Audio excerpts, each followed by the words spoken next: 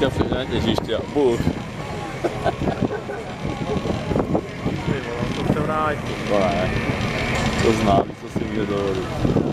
Teďka kdybys mu ale vzal za to žlicu takhle. Když se někdo dostal pod auto, musí vozit hever. Tady je potřeba, aby fungovala všechna hydraulika a byly těsný všechny hadičky.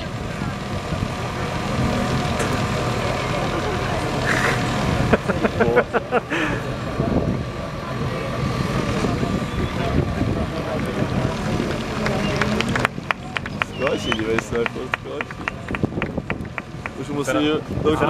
Vysere holub, vole.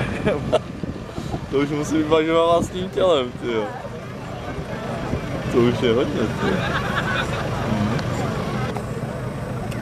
Jako, že? Jako hodně už to, jako.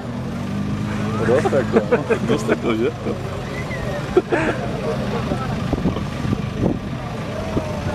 Jsem mohl rozjet. Po 2 kole?